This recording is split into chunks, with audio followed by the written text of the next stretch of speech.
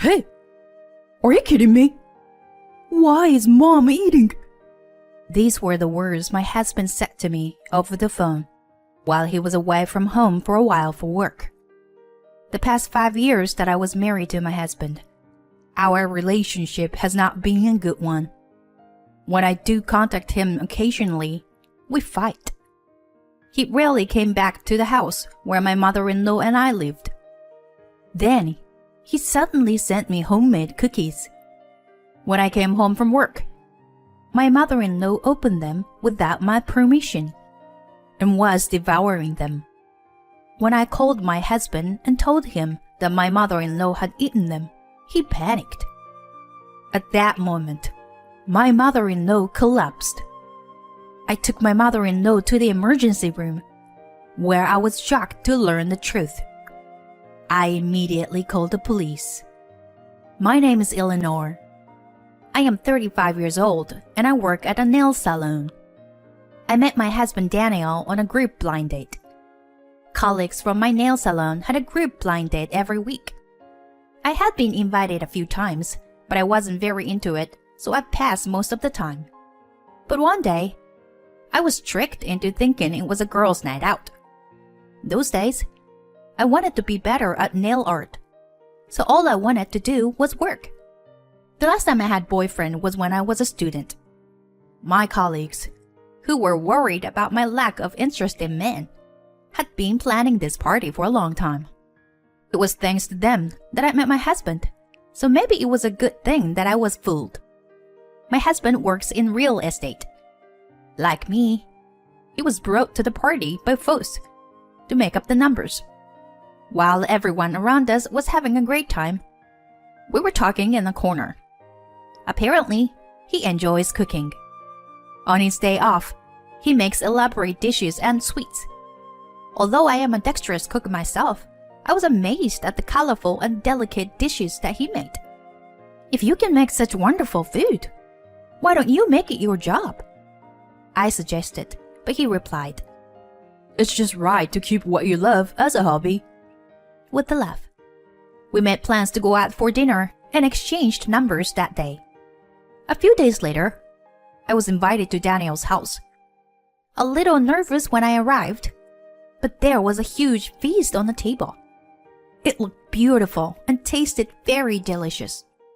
I was so excited that I was eating vigorously when I noticed him looking at me happily. As soon as we finished eating, he confessed his feelings to me and we decided to date. I then dated with Daniel for 3 years. The food he cooked for me was so delicious that I gained a little more weight than before we started dating. Thanks to him teaching me how to cook, my cooking repertoire has expanded. We also traveled to many places together in search of delicious food. We had been together for 3 years and never had a big fight. My work was going well too, and I was truly happy to have met this man. 3 years into our relationship, he proposed to me on my birthday. I cried when I saw the sparkling ring. I knew that with him, I would be able to spend every day in peace. I was filled with happiness. Greeting my in-laws and the wedding ceremony went without a hitch. Both my in-laws are very gentle and kind people, just like my husband. They welcomed me warmly, as if I were their own daughter. My in-laws have been married for 30 years, and they are very close. When I look at them, I feel I want to get along with Daniel, no matter how old we get.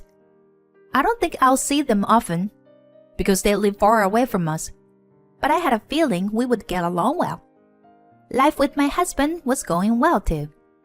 The one who arrives home early prepares the meals. When I came home from work, my husband would have a feast waiting for me, more than I could eat. When I ate his food, the fatigue from my day's work was gone. My husband watches me happily as I eat. We continue to have the same relationship as when we first started dating. It was after 3 years of marriage that some changes happened to our happy days. My father-in-law suddenly collapsed at work and passed away. Both my husband and I had a hard time accepting the suddenness of the situation. It was my mother-in-law who was even more saddened than we were. They were a very close couple, so it was understandable. Why? I didn't know what to say to my mother-in-law when I saw her crying in the hospital. Even after the funeral, my mother-in-law was still exhausted. She couldn't even go to her company, where she had worked without a single day off. And she ended up quitting her job. My husband and I frequently went to check on her, but she never seemed to get better. Every time I went to check on her, I thought about what I could do to help her. One day, when I went to check on my mother-in-law as usual, my husband suddenly suggested, "Why don't you come and live with us, Mom?" to his mother. I was surprised because I hadn't heard anything about it. But my husband is an only child, and my mother-in-law has no other family to rely on. As far as seeing my mother-in-law's condition, leaving her alone is just a matter of concern. The only way to cheer her up would be to move in with her. I'm not opposed to my husband's proposal, but I just wished he had told me in advance. Eleanor, are you okay with this? My mother-in-law was the first to ask. Of course, I'm sure. Let's live together, I replied with a smile, and my mother-in-law looked happier than she had ever been in a long time. To be honest, I'm a little nervous because I never thought I would have to live with her. But my mother-in-law is a calm and gentle person. I'm sure it will be just as calm as it was when it was just my husband and I. At that time, I was thinking lightly of moving in together. I realized that I had been naive a few days after I started living with my mother-in-law. Eleanor, welcome home. I hung your laundry out to dry. It seemed my mother-in-law had done the chores while we were at work. Thank you. Please, take it easy. I thanked my mother-in-law politely and went out on the balcony to take in the laundry. There, I found that the clothes I had put aside to hand wash had also been washed together. They had shrunk, and the color had transferred onto my other clothes. I was shocked because they were my favorite. Why did she go to the trouble of washing the clothes I had left separately? I wonder if she didn't notice it when she hung them up to dry? But I couldn't blame my mother-in-law because I didn't explain it to her either. The clothes in the basket are those I'll hand wash, so I would appreciate it if you would not put them in the washing machine next time. I told my mother-in-law softly, but she didn't respond. I regretted it a little that I shouldn't have told her. My mother-in-law kept on putting the contents of the basket for hand washing in the washing machine again and again.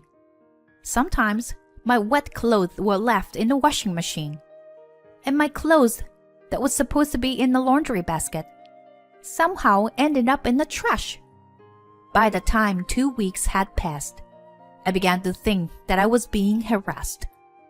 I would politely warn her, but my mother-in-law would either ignore me or just respond with an insincere, "Oh, I'm sorry." And she would repeat the same thing over and over again. I did what I could, such as washing the things I wanted to hand wash at night and telling her not to go into my room. But my mother-in-law continued to harass me in small ways. I would talk to my husband about it, but all he would say was, "No way. Why would Mom do that? Couldn't it be some kind of misunderstanding? How nice it would be if it was a mistake." I was so frustrated at my husband for not believing me. Then one day, my mother-in-law told me she had cleaned the house. I looked in the trash to find my practice nail tools thrown away. I had been using them since I was a student at vocational school. It was my precious tools that I had shared many hardships with. The moment I saw them in the trash, my blood rushed to my head. Please don't throw away my precious tools. And the laundry too. You were always trying to harass me. aren't you? If you don't like something, tell me. I found myself yelling at my mother-in-law. You are a nagging wife. I just threw it away because it was dirty. If you say I'm harassing you, it sounds like it's my fault. My mother-in-law looked at me as if she hadn't done anything wrong. I was also angry that she called my precious nail tools dirty. So I kept shouting when, Eleanor, what are you doing? I heard my husband's voice behind me. I didn't realize my husband had returned. Daniel, Eleanor is being terrible. She tells my husband things that are not true.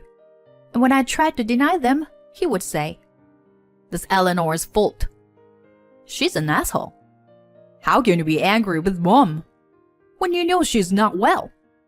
I was so upset that my husband didn't listen to my words at all that I started to cry. Even after that, my mother-in-law continued to harass me. We had many arguments, but my husband always took her side. The relationship between my husband and I was not so good anymore. He rarely cooked for us anymore, as he used to do in the past. I wished many times that we could go back to the good life we had before we moved in together. The only saving grace is that my mother-in-law doesn't harass me when my husband is home. I'm not afraid to go home when I'm at work, and my husband has his day off. But one day, after about a year of living like this, when the three of us were having dinner, my husband suddenly said, I'm gonna be transferred in a new place by myself next month. I was so surprised that I immediately asked him, What? A transfer? By yourself? But all he said was that he had already made the decision. He said he thought I would object if he told me beforehand. If he knew how I felt, he should have said no. I asked him if the three of us could live at the new place. He said he would be back in a few years, so we wouldn't all have to move. He knows my mother-in-law and I don't get along. I wonder if he doesn't feel any worries about us living together. I insisted that I didn't want him to move out every day from that, but he just brushed it off. In the end, he shouted, Shut up! I'm trying to make a living in a place I don't know, so you would keep up with it too. And made his way to his new place of work alone. From then on, life with my mother-in-law was hell. In addition to being harassed about laundry and cleaning, my favorite dishes and clothes were thrown away, and my packages were opened without my permission. The harassment got worse by the day. My husband didn't come home at all, but every once in a while he would call to say, You bullied Mom again, didn't you? My mother-in-law must have said something bad about me again. I would deny it as best I could, and we would fight. At home, I would fight with my mother-in-law, and on the phone, I would fight with my husband. I was sick and tired of it.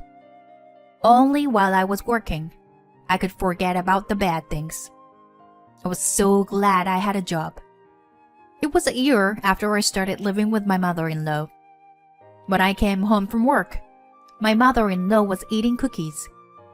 I don't know where she got them. These are the best cookies I've ever had, she said to me so I could hear her. I didn't care to respond, as I was getting dinner ready when I got a phone call from my husband. I thought it was probably about my mother-in-law again, but I picked up the phone. Did you enjoy the homemade cookies I made? He asked me happily. My husband's phone call reminded me that it was Valentine's Day. He never came home on my birthday or our anniversary, and he never sent me a present. I wondered what had gotten into my husband to send me homemade cookies. I guessed that the cookies my mother-in-law was eating were my husband's homemade cookies. The cookies she was so delighted with that she couldn't help but let out her feelings so loudly. I realized that the reason she was so loud was because she opened my package and ate them without my permission. Your mother said they were delicious. I coldly replied. What? My husband said at unease. I said, your mother took the liberty of opening the package and eating it. That's what she always does, right? I said. Hey, are you kidding me? Why is Mom eating them? Suddenly, my husband said in a loud voice. And at the same time, there was a loud noise behind us. My mother-in-law collapsed, but I didn't understand what happened. I'll call you back later, I said and hung up the phone. My mother-in-law looked very distressed and was convulsing. I called an ambulance and she was rushed to the hospital. Thanks to the emergency treatment, my mother-in-law was not seriously injured. However, I was shocked to hear the doctor's words. My mother-in-law may have eaten poisonous mushrooms. I immediately thought of the cookies my husband sent me. I didn't think it was possible to put poisonous mushrooms in cookies, but it was the only thing I could think of. I told the doctor and called the police. The police soon arrived and examined the cookies in my house. They indeed found poisonous mushrooms in the cookies my husband had sent me. I wondered if that was why he was so happy to ask me if I had eaten them. I was so upset that I didn't understand the reason of my husband's actions. I told the police where he was, and I went back to the hospital. When she woke up, I told my mother-in-law the poisonous mushrooms had been detected, and she started to cry. Eleanor, I am so sorry for everything I've done. I was so envious of your happiness that I did nothing but be mean to you. I didn't understand what she meant. Those cookies had poisonous mushrooms in them. I think Daniel wanted me to eat them, I said. I knew. Daniel told me to feed them to you. I'm so sorry. My mother-in-law apologized. She told me that she had bad-mouthed me to my husband, as she always did. Then he said he was going to send me cookies with poisonous mushrooms to punish me. My mother-in-law said that was a bit much. But my husband didn't listen, saying it was nothing life-threatening and would only make me have a slight stomachache. She also said that the cookies were supposed to be the reason I would ask for a divorce. I couldn't believe it. As far as my mother-in-law was concerned, she was suffering more just than stomachache. After my mother-in-law received the cookies from my husband, she was worried about what to do with them. My mother-in-law didn't want to turn her son into a criminal if anything should happen to me, so she chose to eat them herself. I couldn't stop shaking when I heard her story. This matter is not something you could get away with. Just an apology. Do you think you've protected me? You are an accomplice too, you know? Daniel should be arrested by now. I don't want to see your face ever again, I told her while she kept apologizing. On my way home, I got a call from the police telling me that my husband had been arrested. I rushed home, packed my belongings, and went back to my parents' house.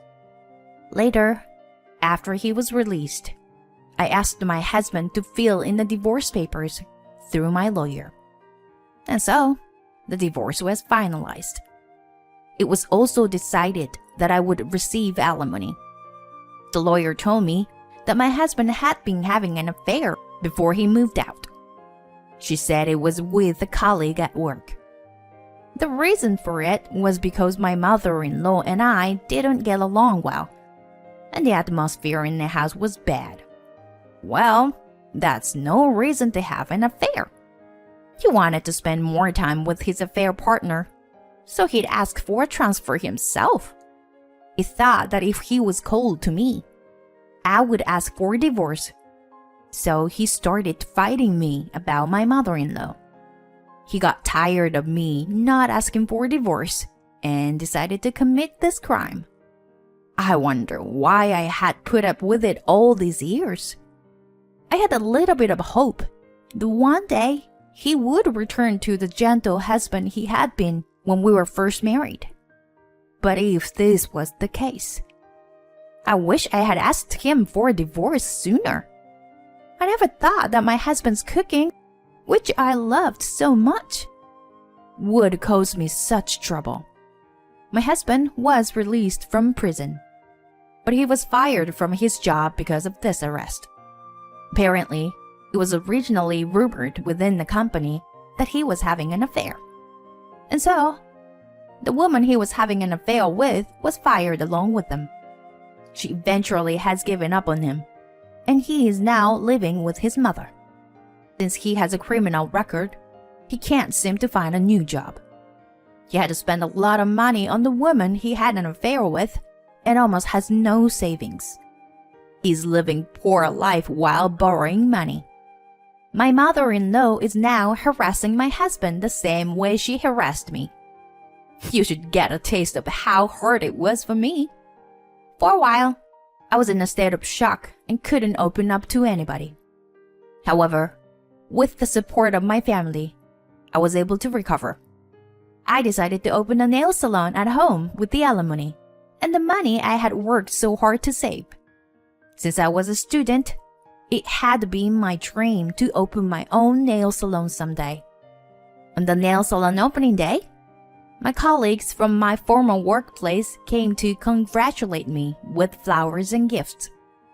No matter how hard things have been for me, I could forget about it when I was working as a nail artist. My heart is full of joy that my dream has come true. Thankfully, I have a lot of appointments. I don't have to worry about anymore or anything, and I can do the work I love. Seeing the happy faces of my customers when their nails are done is what makes me happiest.